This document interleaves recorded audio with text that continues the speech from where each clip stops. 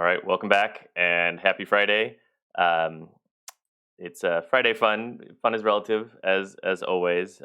We definitely have to switch topics and start talking about really the final topic of this semester, um, which is cache, which is cache memory, which is a pretty important topic. I think to claim this is a valid computer architecture course, we definitely have to cover it.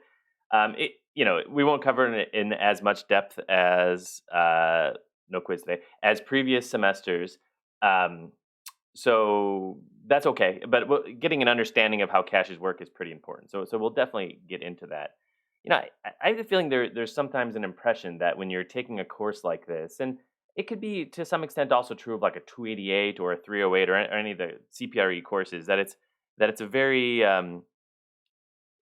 academic kind of exercise, that we're learning about this sort of theory of computer architecture, and none of the things we're learning will necessarily apply to you as you graduate and move on to the workforce. And on day one we talked about that, but that was a long time ago, about how understanding, for example, how pipelines work, and this topic we just finished up of data and control hazards. um, it's a low level of abstraction, so we don't always want to be thinking about it, but it absolutely can impact performance. And so I thought I'd bring up an example that is not especially synthetic, to show just how performance can be impacted by something that seems trivial from a code change perspective. So first off, let me know if you can see the code that I have up here. Is this relatively reasonable? Just give me a thumbs up. You don't have to type into the chat here. Thank you. Um, I can never tell how readable it is. Okay, so this is just a somewhat toy code, but it could be the basis of a much more realistic real world code example here, where we are just defining an array and we're randomizing those values, and we're just doing a vector sum, right? It's doing it a lot of times because I'm trying to time how long it's going to take. And that's fine. So in timing how long it's going to take, it's really hard to precisely time something that just takes 10,000 clock cycles. So we're going to run this a whole bunch of times and try to measure how long this code is going to run. And then that's just what the rest of this somewhat template code is, for just keeping track of how long did it run, reporting back out that in seconds at the end of the day. Thank you. Um, First off, something we talked about is part, I think, of your computer architecture skill set you have developed should allow you to, even without running this code, estimate how long it would take. We've done that before. It involves some math, and we generally just tend to get the right order of magnitude correct, and we don't necessarily get the exact number. And of course, if we want the exact number, we should profile. We shouldn't just guess. We should and estimate. We should actually measure it. So that's where we can start, by actually just compiling this. See if I can make this larger as well, a little bit, by compiling this and running this.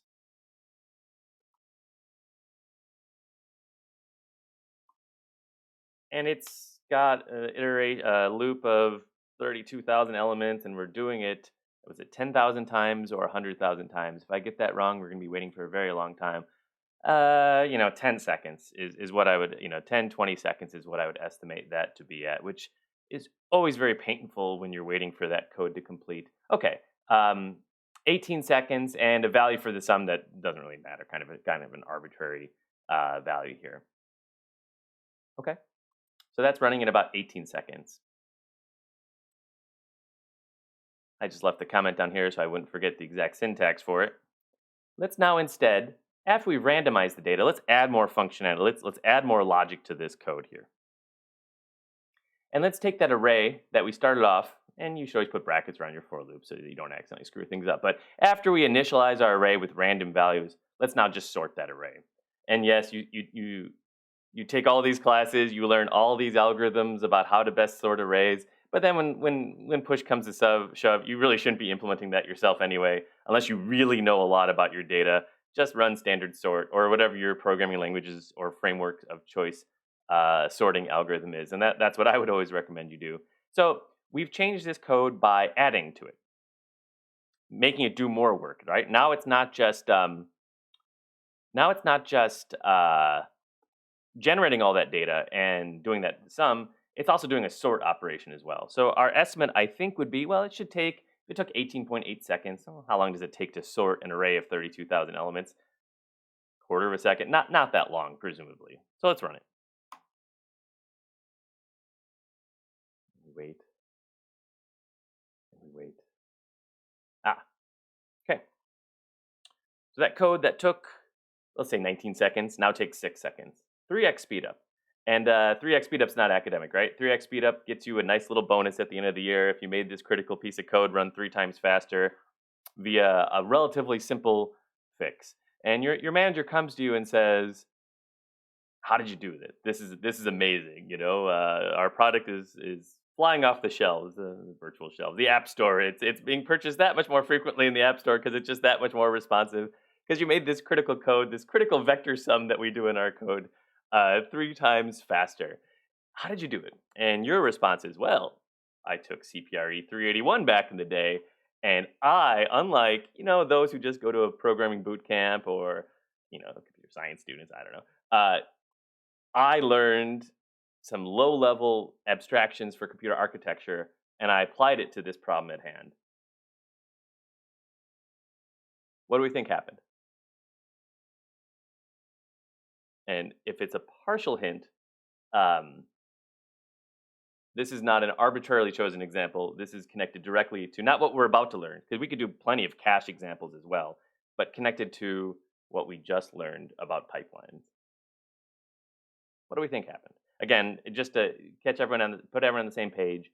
There's no magic with that. That's a proper sort. We took what was a random array and we sorted it, which I said, should make the code take a little bit longer. You're doing the same exact work, plus you're adding a sort algorithm in front of it. But then the critical loop is here anyway, which is doing that vector sum task a whole bunch of times. Ah, thank you, Kurt, and others. Has to do with branch prediction, has to do with control hazards. We talked about how, and again, in the MIPS pipeline perspective, you're talking about 5 cycles or 1 cycle per instruction, or 1.15 cycles per instruction, or 5 cycles for a given instruction, or maybe a sixth if we have to stall 1 cycle. And I mentioned on Wednesday that in real pipelines that are significantly deeper than that by and large, the penalty for getting a branch wrong, for having a control hazard, tends to be more, and they do tend to accumulate. They're not just theoretical, academic academic issues. They have real impact on real world performance. And this is not necessarily the compiler. This is us just providing maybe an inadvertent hint to our runtime in terms of how it's going to predict what happens. We have a whole bunch of loops here, and we know those have branches. Those should be this outer branch that executes 100,000 times. We talked about on Wednesday, a simple 1-bit branch predictor should do pretty good with that. That is a branch instruction if we were to look at the assembly for this, and it's a branch that's taken 100,000 times, and then finally it's not taken. So in theory, for that branch, our branch predictor should perform pretty well.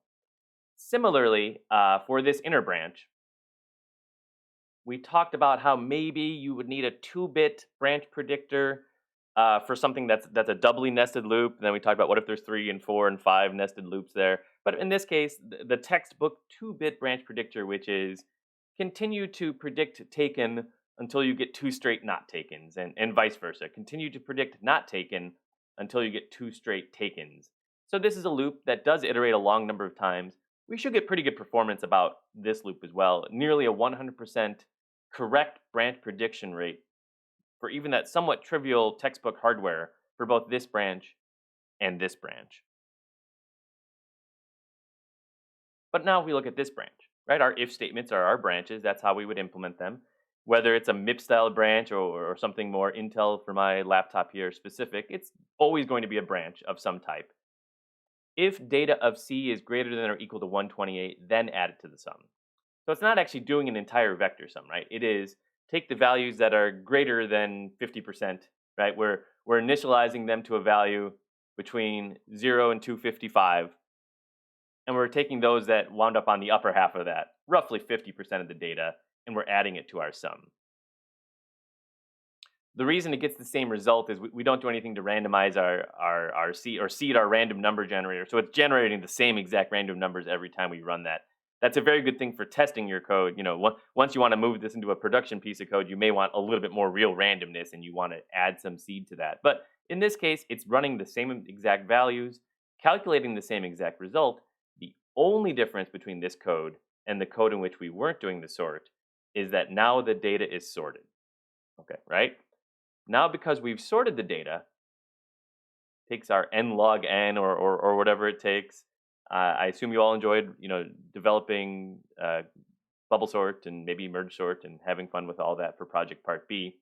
Because we've now sorted it, our data our data is sorted.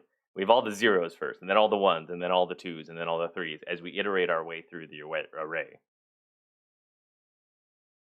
There's no compiler optimization, I believe, that's able to take into account the fact that this is now sorted and potentially stop this loop once it gets to a value of 129 or above. I don't think a compiler can figure that out at all. But it's in terms of our microarchitecture. It's our branch predictor. This branch is going to get not taken, not taken, not taken, not taken for roughly 50% of those data values. And now that it's sorted, it's the first 50% that that branch is not going to get taken. And then it's the second 50% where that branch is going to get taken every single time. So we're going to have a couple mispredictions there, but a couple mispredictions out of, in that inner loop case, 32K total branches is going to be a significantly better hit rate on our branch predictor and significantly fewer delays and stalls and flushes and all that due to mispredicted branches in this example case. So again, with MIPS, we're talking about plus or minus one cycle for every branch. It's hard to get too worked up about it. It's legitimate, right? I mean, this is a legitimate performance difference we see here as we're trying to do a code that's not entirely synthetic here, right? That we could be doing all sorts of work on. Recognizing the impact of inner branches can have a significant impact on your overall performance. Questions about that, before we finally now move on to caches. Okay.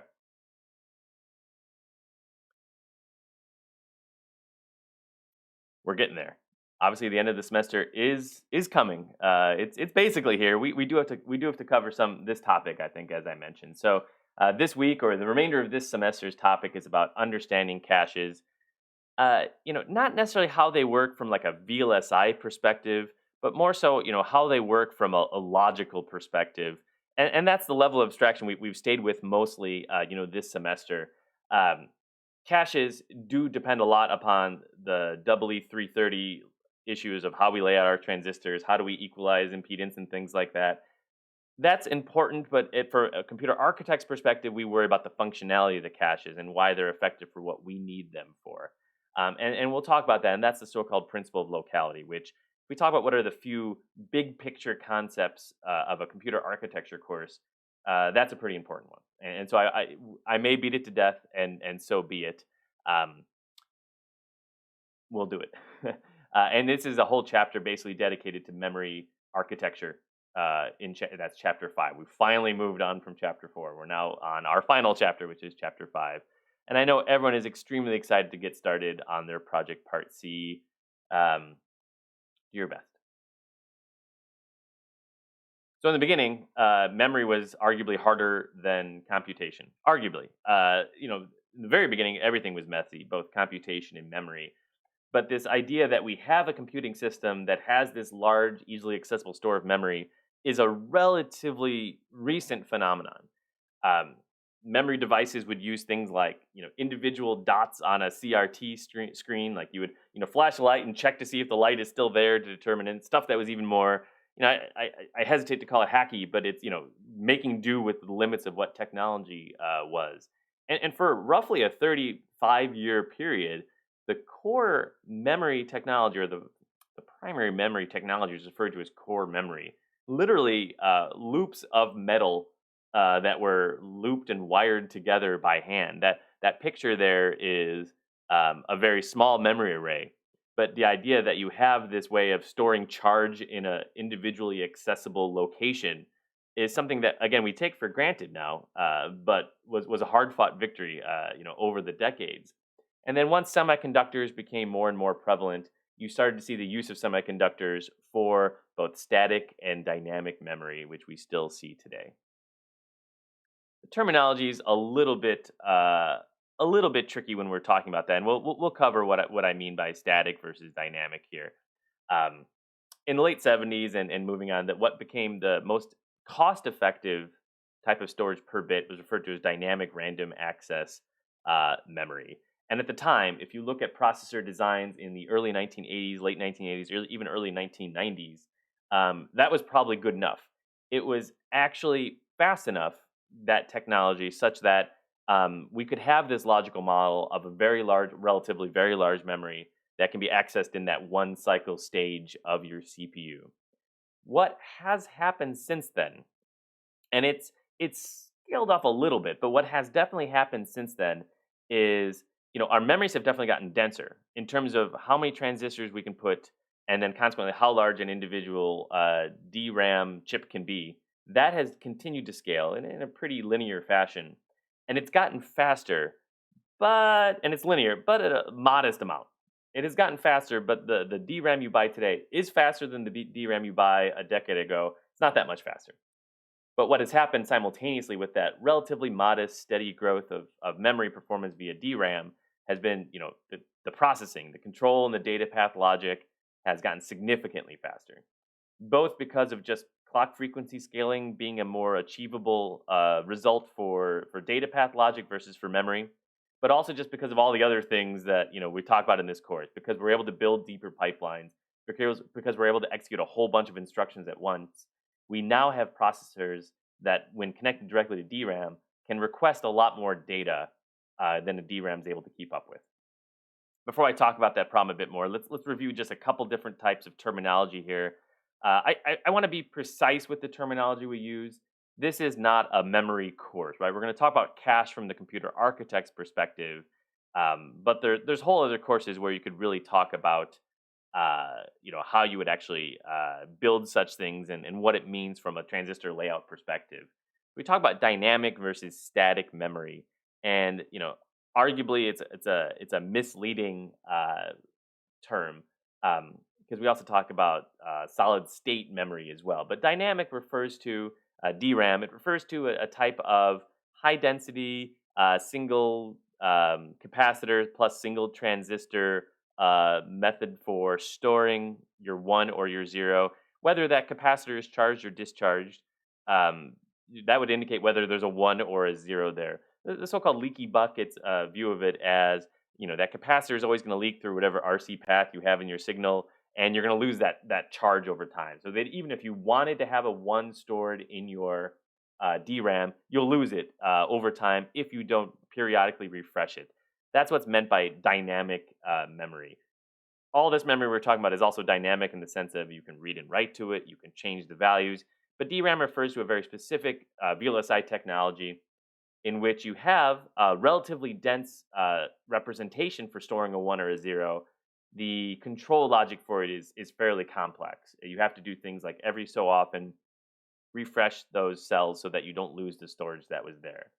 That is in contrast to SRAM technology for static random access memory, where you have effectively two cross-coupled inverters storing a single bit. So that can be done effectively with 4 transistors there, plus 2 more transistors to access that individual bit. So there's something of a feedback path in your SRAM cell that allows you to persist that value that's stored in the cell. And for that reason, because it's sort of a closed loop there, you don't need that kind of refresh circuitry you require for your DRAM. But it's not static in the sense that it's solid state. It's not static in the sense that it's flashed. You don't actually keep the value even when your power is turned off here. Missing a little bit of an animation here, but there it is. Okay, that's the entirety of your SRAM cell. That looks better. So you have the cross-coupled inverters, and you have your access transistors, and that's a single bit of storage for your SRAM there. I thought that was looking a little weird. Okay. So roughly, from the computer architect's perspective, what we would need to know about this is you have these two fundamentally different memory technologies that have been developed over time, and you have one that is significantly more compact but has relatively lower performance. And then you have a significantly more expensive memory technology that has higher performance. And with either of those, you would then lay out effectively a two-dimensional storage array, either of your DRAM cells or of your SRAM cells. And if you look at this and say this looks a little bit like our register file design, it is. I mean, this would be our DRAM. This would be our DRAM organization here. The same concept applies to what we were effectively doing with our register file, except we're thinking about a two-dimensional array of bit storage versus a single-dimensional array of 32-bit storage. But ultimately, it's really the same thing. So we have a way of determining, given an address, which row and which column do we actually want to grab values back out of to do our read operation. If you look at, let's say, the VHDL or the Verilog for uh, a, a DRAM access, it's a pretty complicated thing. Whereas accessing an SRAM tends to be a relatively more simple thing. We don't need all the lower level control to keep the SRAM running. It kind of does. Yes. And so that term static, as I was getting at, is a little misleading. It's also dynamic in the sense that SRAM is dynamic in the sense that you can modify the values. You're allowed to update those values that are being stored there. The term dynamic versus static, and those terms are well entrenched and they're not changing anytime soon, just refers to whether or not there needs to be this refresher circuit to keep the values from being lost over time. Both types of technology are dynamic in the sense that you can read and write to them, and without any especially different circuitry. And they're both dynamic in the sense of they don't hold their storage after power is pulled. So that is ultimately a different category of storage, right? So there's your solid state storage. So that's significantly cheaper than your dollar per bit for your DRAM. And those of you who look at what their computers' capabilities are, or are building and pricing out, specking out their own computer, are pretty aware of that, right? You could look at the specs for a processor, and that would have a listing of here's how many hundreds of kilobytes to dozens of megabytes of cache. That's going to be your SRAM technology. And then how many gigs of DRAM am I going to put in my system to go along with it? And then finally, there's that final kind of solid state backing, whether it's just old school hard drives with mechanical access, or if it's just solid state storage via SSDs that are effectively flash based. And those are significantly cheaper per bit as well. That's why your SRAM, if we want to look at the hierarchy of cost versus storage size, um, well, first off, you have your registers. Those are extremely fast. That's also going to be SRAM generally, but you're talking a couple kilobytes of those. Your next level below that is going to be your cache memory. That's also going to be SRAM, and that's going to be on the order of we'll call it megabytes at most. After that is going to be your DRAM, which is going to be gigabytes, and then now you have your next level of storage, right? That's your hard drive. That's going to be measured generally in terabytes nowadays, right?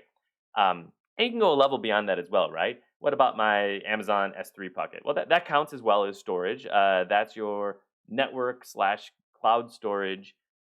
Could potentially be measured in that next order of magnitude, petabytes or terabytes, but still, that could be thought of as an even slower, even further away, but even larger type of storage that you could potentially have access to. So it leads to a type of kind of access pyramid. And we'll talk a little bit more, what that means from the perspective of the programmer and us as we're designing our architecture. But you can already start to see there's these trade-offs involved. And we have to do these trade-offs because of what I mentioned a couple minutes ago, that there is this pretty significant gap. Uh, that relative performance is really just measured in terms of clock frequency, but you can measure it in terms of other metrics as well. Which is over time what has been happening is that again, originally early days of DRAM memory, it was fast enough, so our processor was the bottleneck. Our DRAM could provide us our instructions and our data effectively as soon as we needed them. And what has just happened over time due to just VLSI limitations, as well as through the additional progress made by folks who took this type of class and improved what architectures are capable of, this gap has started to grow. And it's an exponential plot here, right? So that gap is actually quite significant. And if we look at the DRAM access latency for a typical microprocessor, from the microprocessor's perspective, it's measured in dozens to hundreds of clock cycles. I say, okay, dozens isn't a good metric, but tens to hundreds of clock cycles. This curve has actually started to flatten out quite a bit. Only, there have been real limitations in terms of how much computer architectures, both clock frequencies have scaled as well as performance has also started to level off as well. But that gap is pretty significant. There's always been a gap between what memory speed is capable of and what our solid backing storage is capable of. And this gap between what our CPU would like in terms of give me a new instruction, give me a new data value for my load word, and what our DRAM memory is capable of providing has grown significantly. Yes. So if you see a term like DDR, um, and there is a whole alphabet soup now of different flavors of that, right? But they're all very similar in terms of the underlying technology.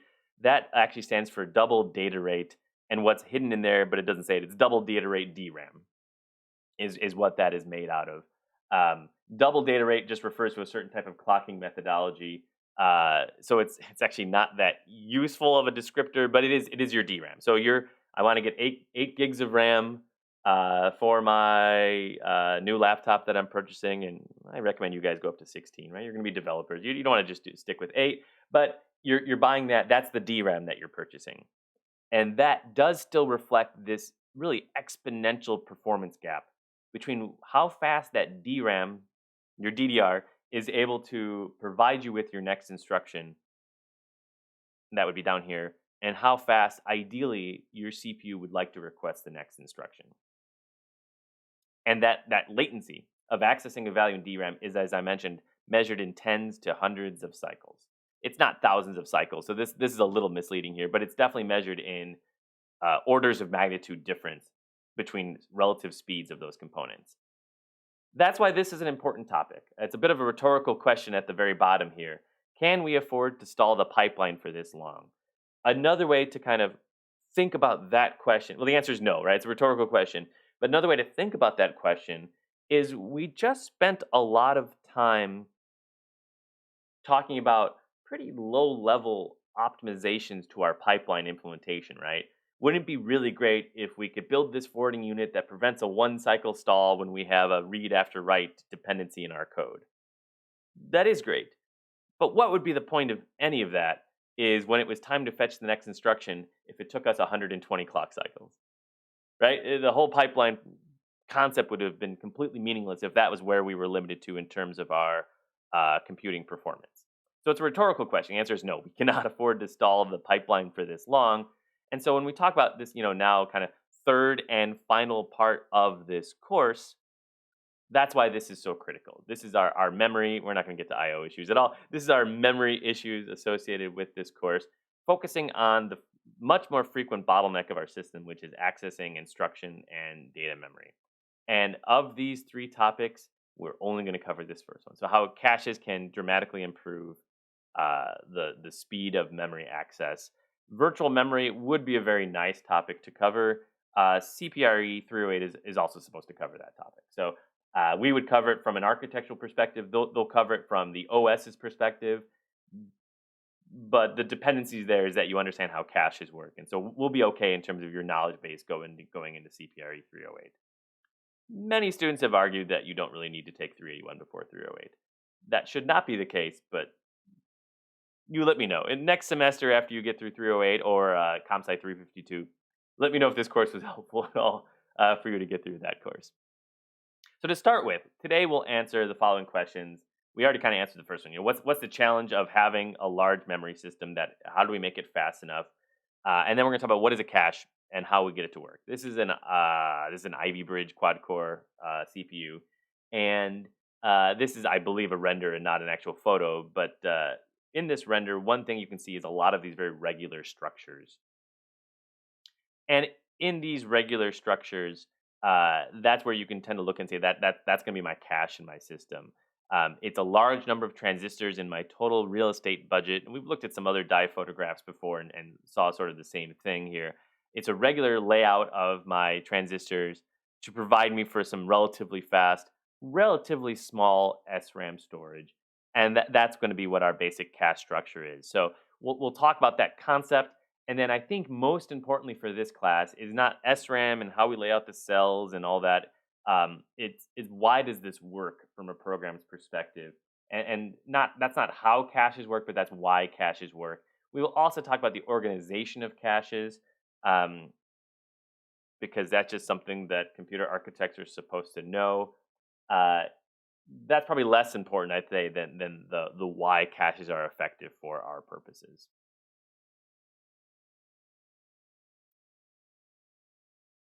So I think we've got that. Speed is important. We have to keep up with our pipeline, and our DRAM memory cannot keep up with our pipeline. So that's setting the stage with regards to that. And we have been assuming so far, and that's how we've implemented for our project part B and will for project part C.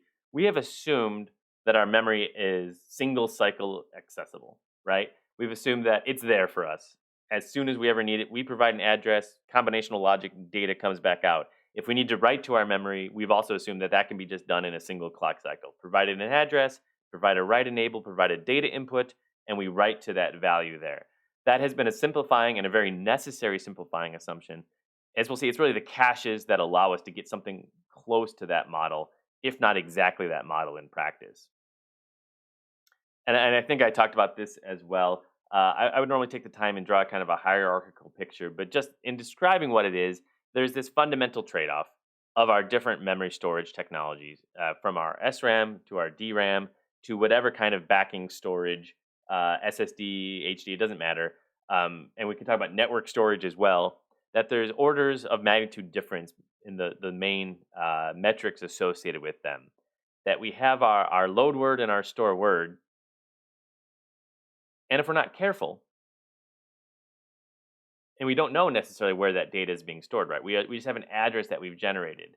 Ideally, it's going to be associated somewhere in our static RAM, where we can assume maybe a one cycle delay, and that's the general order of magnitude associated with it.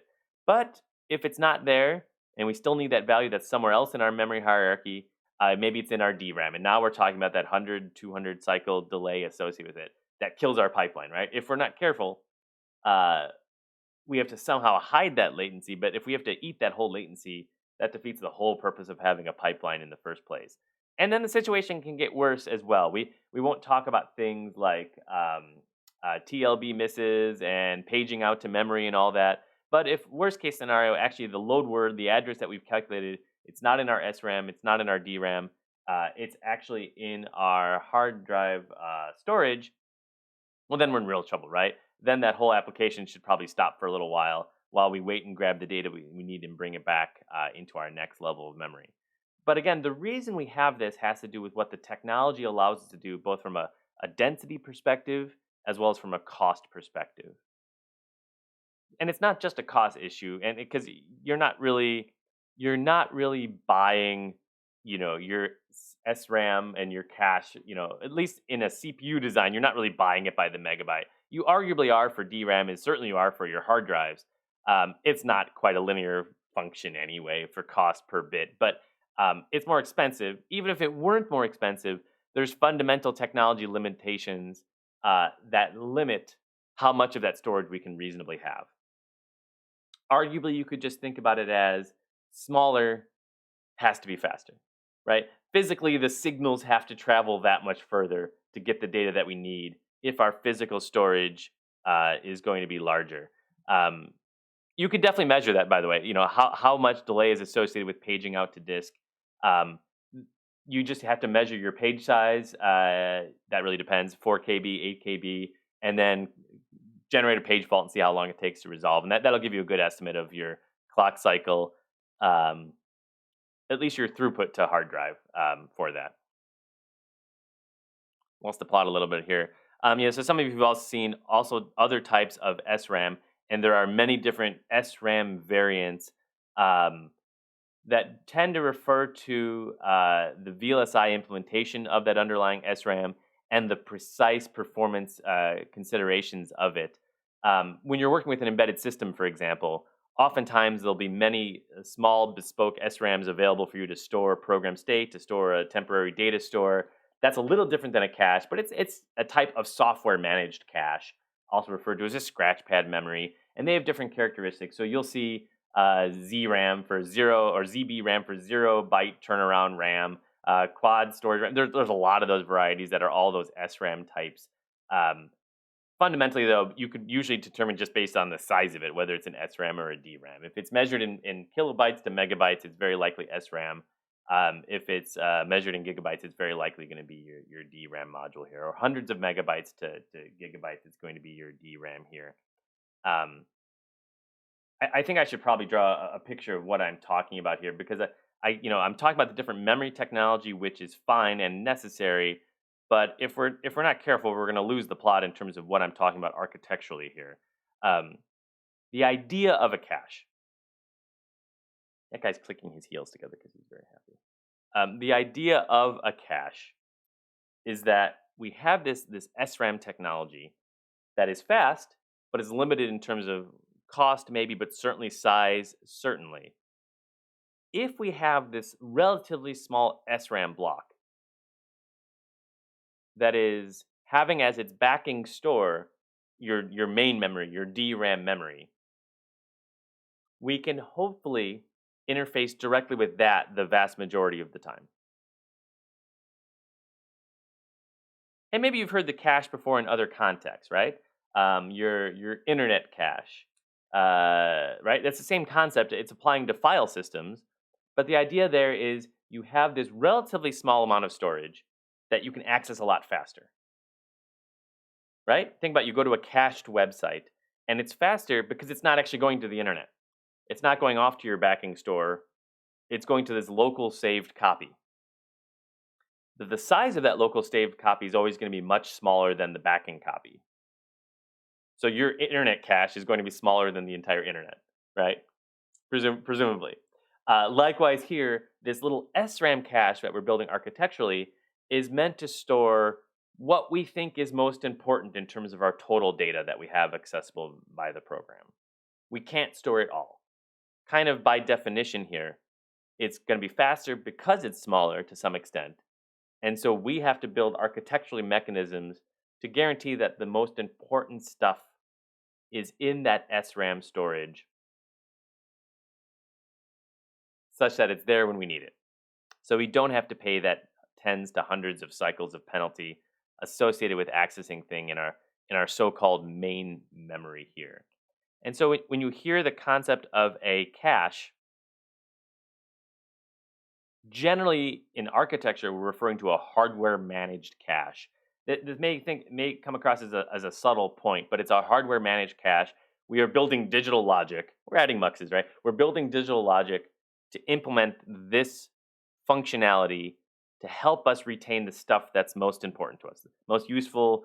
When we talk about locality, it's more of most likely to be needed in the future. That's what we care about. There's also an idea of a software managed cache, um, which that's what your internet cache is. But you can also have a memory region that's a software managed cache, and that's your software that you are writing, where you as a software developer are trying to determine what values you'd like to access, you expect to access again in the future, and you're the one managing that via software mechanisms. And everything we do in this hardware cache, you could do via a software mechanism, but it's just going to be significantly more efficient um, to do so via a hardware designed cache here. Let's draw a picture of what I'm getting at. So this is a version of the picture, but it's a little too abstract for our purposes. Again, think of it from the CPU's perspective. Let's open this up here. From the CPU's perspective, um, and where something is a CPU or not, what that term actually ultimately means. Well, okay, you can think of this from our data paths perspective. I'll call it the CPU, but really it's our data path that we're referring to here. We already know that if we have a value that we want to do math on, that we want to do some actual processing on, we ideally want to have it in that register file. So if the question comes, is the register file a cache? The answer is absolutely. It's a bit of semantics. We refer to it as a register file. It is a software managed cache, right? Via our assembly instructions, we are determining which values from memory are important to us because we need to do operations on them, and we're bringing them into our processor. So it's a type of cache, right? It's a cache for our next level of storage. It's relatively small for that purpose, but you do have register files that are on the tens of kilobytes. It's not that small in modern microprocessors any longer. And we know that as part of our data path. So I got to be a little careful. This is, what you call the CPU would include all of this generally. But our data path logic, as part of that, we know that we need to fetch instructions, and we need to read, and we need to write data values. And now that's what we're talking about, for this final module here. How do we do that in an efficient way? There were systems, one can still build systems in which that is directly connected to a DRAM controller. Based on that gap, right? That exponential gap of performance is generally not a good idea anymore. And that's where our SRAM caches, our hardware managed caches, are going to come into play. And I say plural, I draw it kind of as a plural here because it will be plural. The concept is the same if we think of it as just being one cache, but it's going to be multiple caches. That is a hardware managed cache where we treat it as a memory interface. I would like to fetch this instruction at this program counter, right? That's my instruction address port. That's the signals corresponding to that 32-bit value for our 32-bit MIPS system. And now we have this controller that's going to interface with this relatively small but relatively fast performing SRAM storage of memory. And that's basically where we end, from the 381 view of what our microprocessor is doing. And we don't implement a cache. It's a very important thing to implement a cache in a real system. And so for CPRE 480, I don't need to advertise it anymore. It's unfortunately currently full. We will use it. We will build our own cache. We won't do it from scratch. We'll customize an existing design because building a cache controller itself could take a good chunk of the semester. But that's where we kind of end with our CPRE 381 view. That's only storing a relatively small amount of memory, and the assumption is that our programs obviously need more, right? They need more than what can be stored in that relatively small piece of storage associated with that. And that's where the rest of our memory hierarchy comes into play. And you'll hear the term used. I'll be using it, to be honest, and you'll hear it used in 308 or ComSci 352. This idea of a main memory doesn't really mean anything anymore. What does it mean to be main memory? That's the general backing store for my program's instructions and data, and that now is what we have when you buy your 8 gig DIMM of your DDR memory, your DRAM. That's the 100 to 200 cycle latency. This is our 1 to 10 cycle latency storage, but it's measured in kilobytes or megabytes at most. This is our gigabytes of storage that we have here. And then, presumably that's pretty large. 8 gigabytes would be large enough for a 32-bit system to store everything we would ever need. But modern systems can certainly use more memory, and modern systems are running not just one application, but are running many, many such applications, each of which like to have a view of the entire system's memory as their own. When you have multiple different things competing for a shared resource, that is the fundamental reason we have operating systems. So this is still an architectural diagram. And it could also, the VLSI of this is also interesting. But the 308 view, from the architecture perspective, would focus on everything.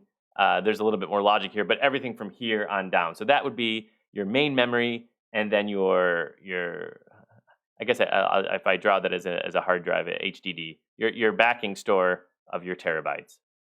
Could be solid state, could be a spinning disk still, could be some hybrid, some combination of both. And it's caches all the way down, right? Your hard drive controller itself has a very large cache on it to prevent as many things from going to the actual hard drive as possible.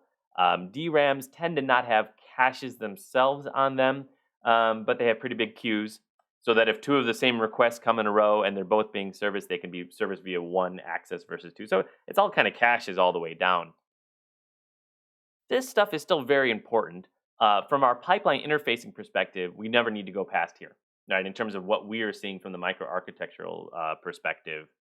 And again, from the hardware perspective, yes, maybe even your data you want is not actually on your hard drive. It's not in your internet cache on your hard drive. It's actually on google.com, and you have to actually go to the internet. So that's that next layer, and then that would be your networking view. Now we're getting even further along in the curriculum. Um, but this is the mental model I want you to have in mind when I'm talking about cache and SRAM and versus DRAM. You have this um, relatively small, relatively fast piece of storage here, and your hope is that the vast majority of your accesses are through that module versus through the next layers of module. Um, and we're not going to get any farther than this today, so we can talk. We can have some Q&A to kind of finish things up here. Um, Again, the term cache is used a couple different ways, right? So cache is just an English word. It wasn't invented for this purpose, right? A cache, a place to store stuff. I don't know if that's the official Webster's dictionary definition, but that's my working definition, right? It's my cache. It's a place I store stuff.